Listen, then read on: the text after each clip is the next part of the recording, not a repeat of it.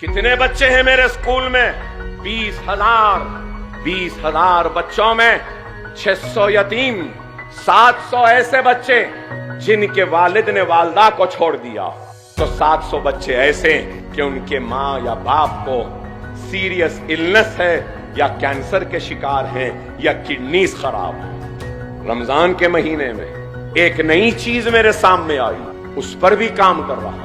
मैंने अपने स्कूल के सारे यतीम बच्चों को बुलाया, उन सबको ईद के नए कपड़े दिए, लिफाफे में ईदी दी और उस यतीम के सर पर हाथ रखा और सबको रवाना किया खुशियों के साथ। और फिर एक 50-100 बच्चे खड़े थे, तो मुझे गुस्सा आया कि मैं यतीमों को बुलाया था, ये दूसरे कौन हैं? और गुस्से में गया और चीख कर कहा, यतीमों को बुलाया था। अगर इसमें कोई यतीम है जिसका बाप मर गया है तो हाथ उठाए। तो सिर्फ 2 उठाए 50 में से। मैंने कहा चलो 2 इधर आ जाओ। बाकी लोग क्यों खड़े हैं? मैंने तो नहीं बुलाया था ना।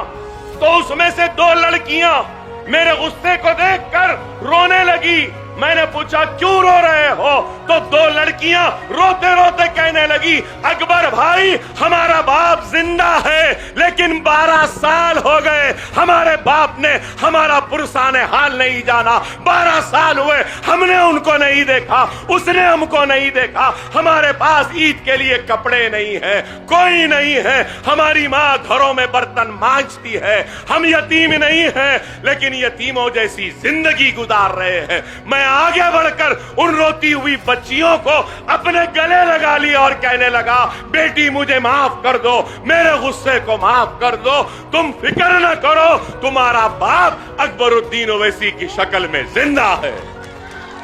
और उन सब को भी बुलाया, उनको भी दिया। उनको देने के बाद जब उनसे ईद मिलने के लिए गया तो और एक चीज सामने आई। शायद करने वालों के सामने ही आता, जिससे कराना है अल्लाह दिखाता। फिर एक 4-5 बच्चियां आई और उन्होंने कहा, हम वो बदनसीब हैं जिनके मां का इंतकाल हो गया। मैंने हैरत से देखा तो उन लड़कियों ने कहा, अकबर भाई हमारी मां नहीं है और हमारे मां के इंतकाल के 15 रोज में ही हमारी वालिद ने दूसरी शादी कर ली। हमारी सौतेली माँ हमारा ख्याल नहीं रखती। 2 महीने चिचा के पास, 3 महीने नानी के पास, फिर 2 महीने मामू के पास, तो फिर 4 महीने खाला के पास। यूं ही जिंदगी गुजर जाती है।